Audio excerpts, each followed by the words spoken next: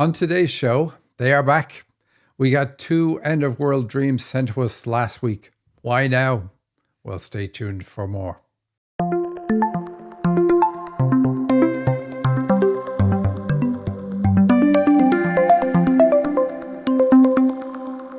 Welcome to the Dream Interpretation Podcast with Michael and Sandy. Hello, everybody. I'm excited about today. This is another half hour of us eavesdropping on the very personal communication between the spirit world and you on your journey, because that's what your dreams are about.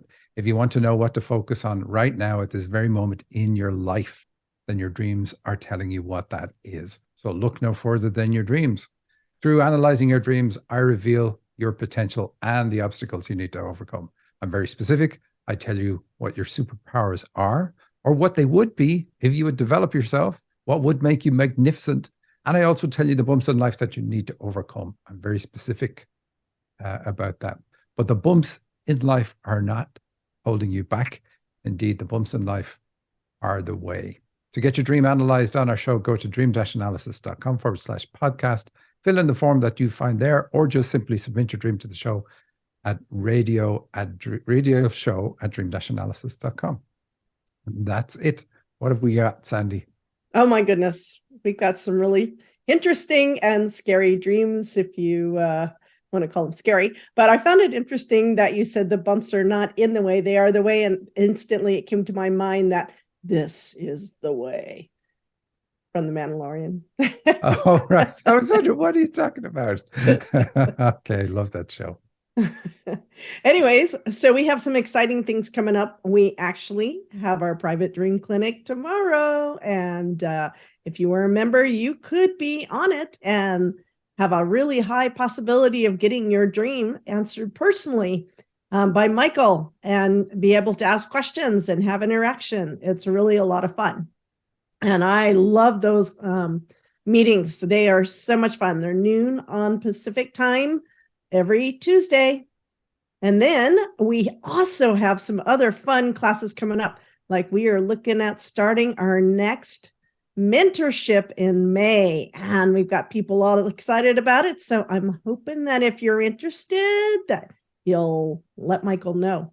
Notice how I put that on Michael. Yes, I did. Just go to dream-analysis.com, go to courses, and on various courses, there's an option to book a call with me, and you can ask me questions about the courses that we have, whether it would be suitable for you or not suitable, because it isn't always suitable. So we do have a discovery call. It doesn't cost you anything, and we can get that squared away. We've always stuff coming up. Always have stuff coming up. Yes. Anyway, so I guess you want to dive right into these dreams because they sound very interesting. So let's begin. The first one is Pan Am Collapse, and it's from Carrie. And it's got 4 scenes in it. So I'm going to go through and read all 4 scenes, and then we're going to dive into them. So scene 1, a Greek Roman style stone building called Pan Am was collapsing from the top down. I and another unidentified female were running from inside the building, and the stones were falling from the roof to our left and right. We managed to run outside safely without getting hurt at all. That's cool. She didn't get hurt, or yeah. Anyway, scene 2. I was in Hong Kong and heard about Pan Am building collapsing was due to a political takeover. Somehow, the building's owner's wife was in Hong Kong and was also set up in the takeover of the company and the collapse of the building. Ooh, this is going to get really interesting. Scene 3. I was back in the Pan Am building site where the remnants of the building was an empty maze, like a Greek Roman style historical site. I was playing hide and seek with 3 children in the maze. I seek, and the 3 children were hiding. Alrighty, scene 4. My husband and I were heading over to a class together. I told my husband, remember, you only have half a belt and amp, 1 sock. And then a third person passed us by and said to me, and you have no shoes. Alrighty, Michael, let's hear what this was all about. All right. I have to say this. if you hear Sandy making mistakes reading it, it's because some people send stuff to us in such an atrocious way that as you're reading, you're trying to fix the grammar and guess some of the words. So it's fun, and you just have to do it on the fly. Okay, so what have we got? Yeah, so ask me questions on this one, Sandy, whatever you want. But really, it's a prophetic dream. It's about what is coming, and we've had these on the show before, and we have to have Anne Tucker back on the show. This is really what this tells me, because we've got 2 in 1 week, and I'm wondering if because this is a field she's got a strong interest in, prophecy and what's coming for us as a civilization. So I wonder if things have amped up on her side, what her angels are telling her, and so on. And, yeah. So, okay, let's start at the beginning. Greek Roman style building. What the heck is that? Okay, so, well, the Greek Empire and the Roman Empire, they have both collapsed. I mean, there are no empires in the past that are still around. Or, that's just the way to look at it. They just don't persist. So the idea that the American system of your American or Western style system will last is just fallacy, because none of them last. So what is this really about? Well, Pan Am is actually a phrase that was coined when they were talking about interoperability between North and South America. So it's all about this continent.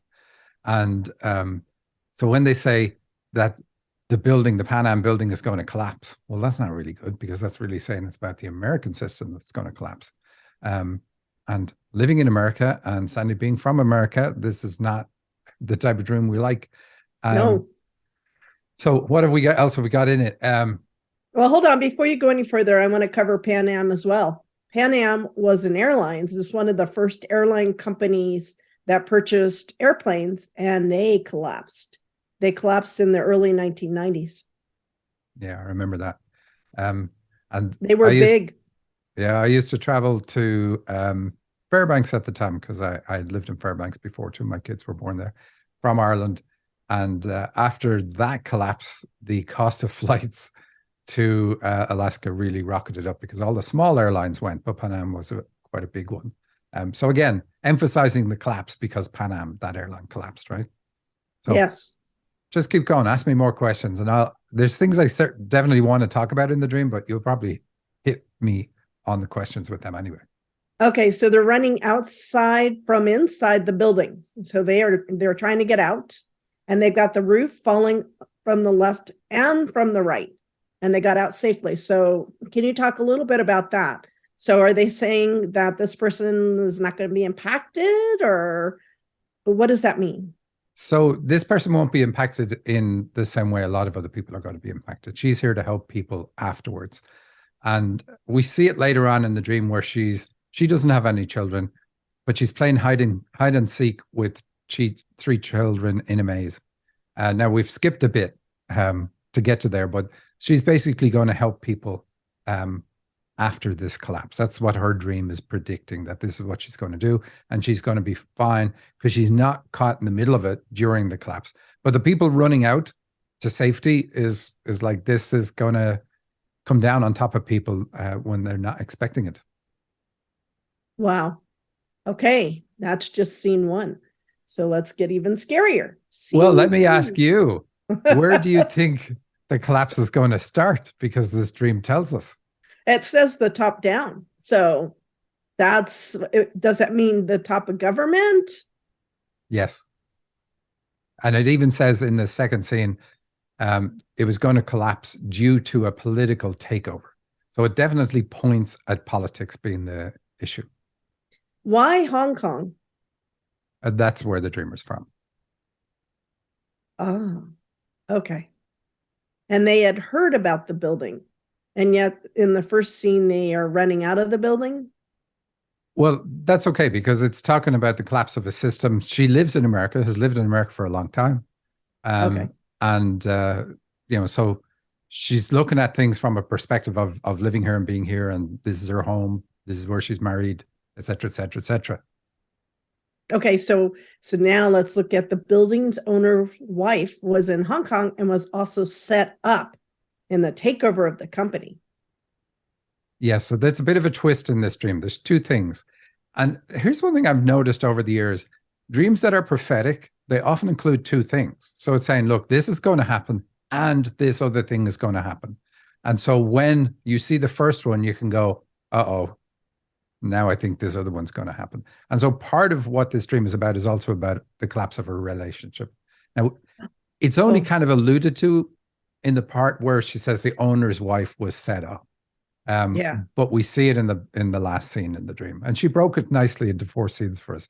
How nice is that? That was awesome. Okay. And so it was set up with the company and the collapsing of the building. So that's what you're pointing to as possibly the relationship collapsing. Most definitely. Okay.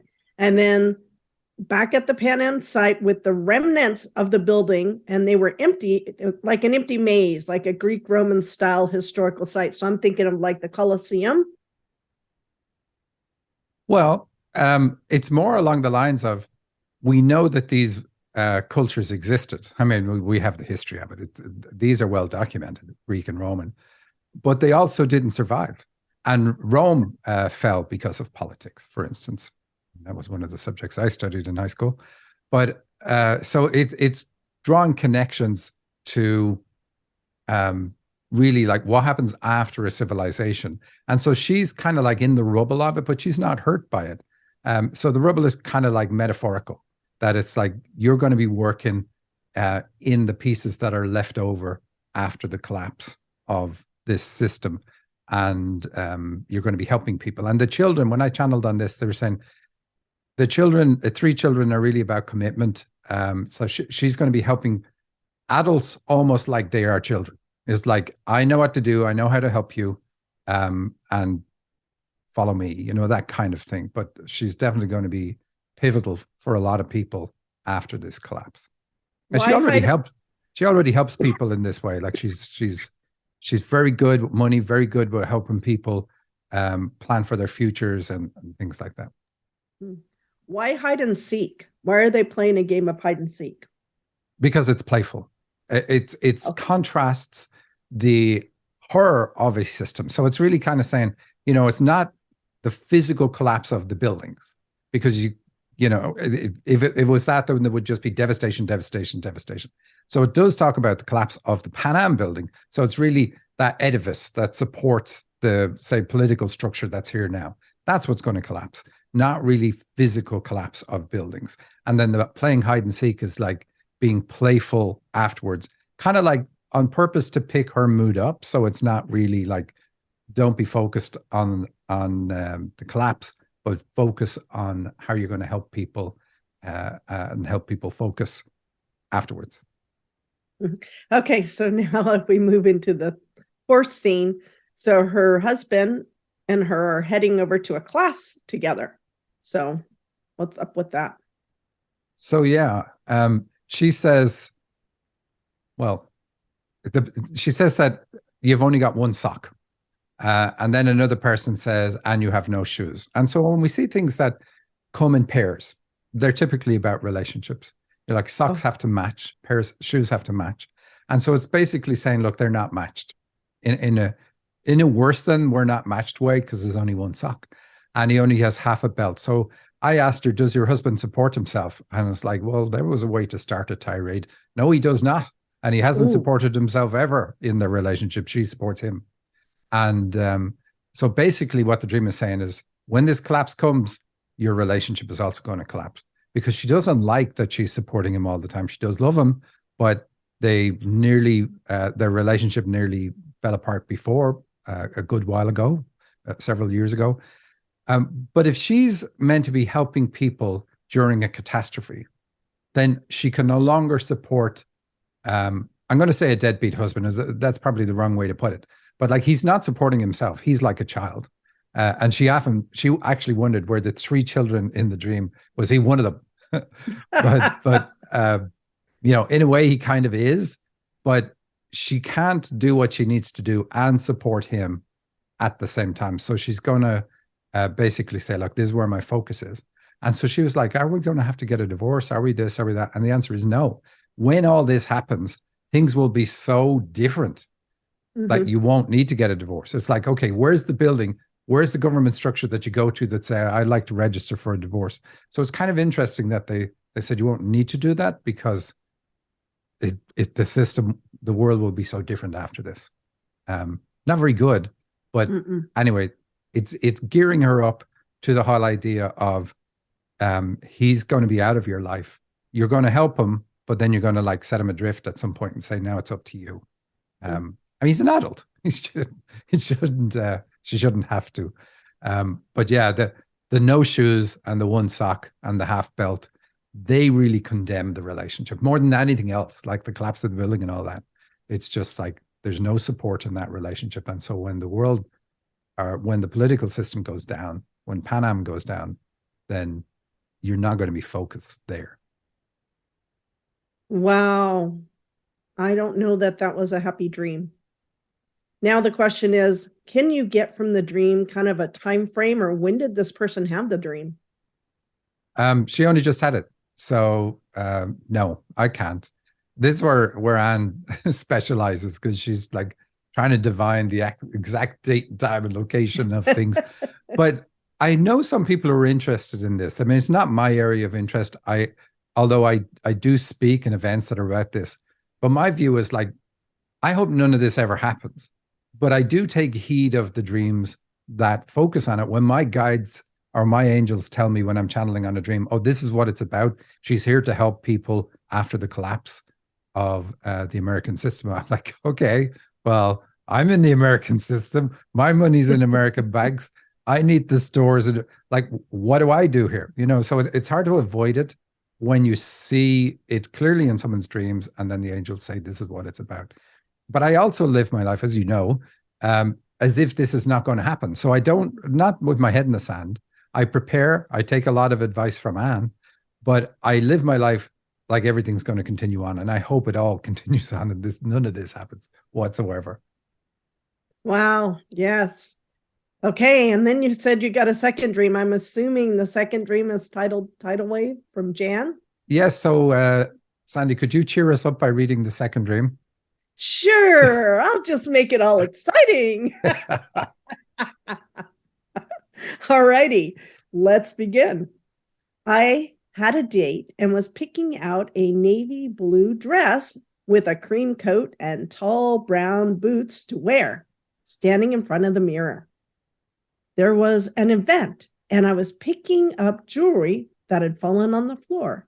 Many ornate vintage rings, one with green stones. I set aside a couple my friends wanted, and a woman came up and took some others. I then was speaking with a woman I knew who was looking over people's taxes, laughing how some people don't have their financial lives together. I gave her mine to review, and as I walked away, told her to laugh all she wants, as I had no savings. I was on a beach with others looking for a place to eat. There was an Asian restaurant behind us that had two lookout points facing the ocean. An Asian girl was in one, and an Asian boy was in another. The group decided to eat there, so we went inside. The group was sitting at the table, and there weren't enough seats, so I began opening a box that contained a small taupe-colored module seat like a stool. When I looked up to the bay window, which spanned the entire wall of the restaurant towards the ocean, the whole window view was blocked by a massive tidal wave of water. Ooh. I jumped up and began moving away and tried to climb the hill behind the restaurant, feeling paralyzed by fear. When I looked back, everything below was gone, had fallen into the water. I was sad. My dog was gone. I looked up again, and another wave was coming from the left side. I scrambled up more of the hill.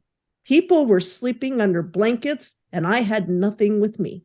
The top of the mountain flattened out and was covered with green vegetation. I thought about continuing to go on away from the beach. Now, Michael, Really?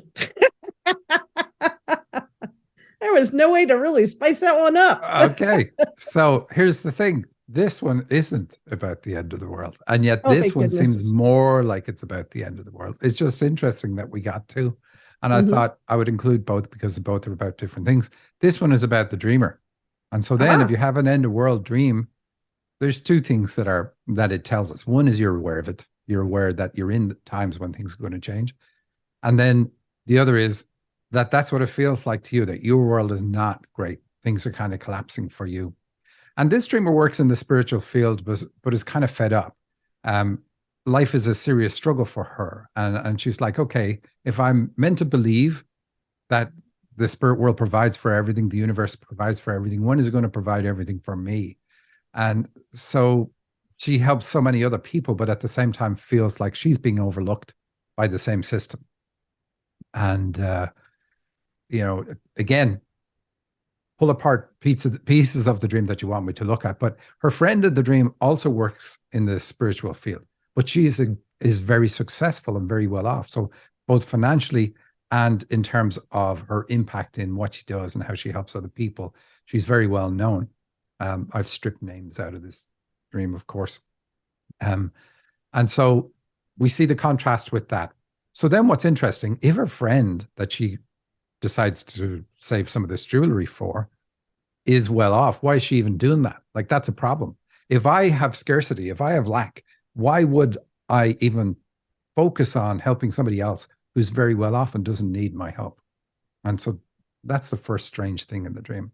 And the vintage jewelry is really about a past life influence. So it's like old fashioned, like jewelry that's been handed down through generations, right? So the vintage jewelry and the rings are about picking up past life attitudes to dating. And more than just dating, it's just her attitude comes from that way. So this dream is about her dating and just her whole view of life. Like, have you any questions for me based on what I've said so far? not so much. I mean, I'm looking at the start of the dream and you're talking navy blue dress with a cream coat. So colors are always important. That's what you say. So what is that kind of pointing to? So we right at the start, she says I had a date. So we know it's about dating there. But we know then because of the rings later on, like if you like it, put a ring on it is kind of the theme of that piece. And the navy blue dress then says that she has a negative view when it comes to a relationship, negative philosophy of life. That's what navy's about. And the cream is kind of an antidote to that. It's intended to be. And then the tall brown boots, they say, look, this is a practical thing and so on. And really, that's what the start of the dream is about, her reflecting on the fact that she's not happy with how the dating scene or has gone for her. I couldn't imagine being in the dating scene, the current dating scene where everything's done on apps. That's mad. Okay, so what about taxes and being laughed at over taxes and Yes. financial lives? So again, this is going to be an influence. And in this case, this is her stepmom. Her stepmom is the sort that would do that. Um, she, and I had a note on that here, assuming it would be asked.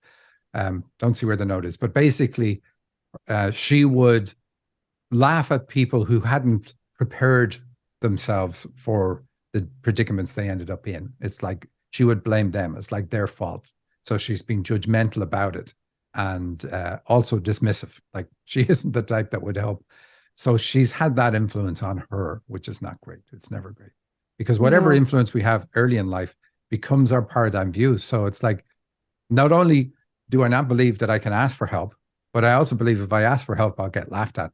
Like somebody up there will think it's my own fault for me being in the predicament. So I'm going to have a really serious problem and then never ask for help with it. Do you know what I mean? Yeah. And then the Asian restaurant with looking at the ocean. Yeah. So, well, do we have something before that? Yeah, she diminishes herself because of the past life influence. So let's cover that first. Okay. And she doesn't demand enough from source because of how she is, because of what I was saying before.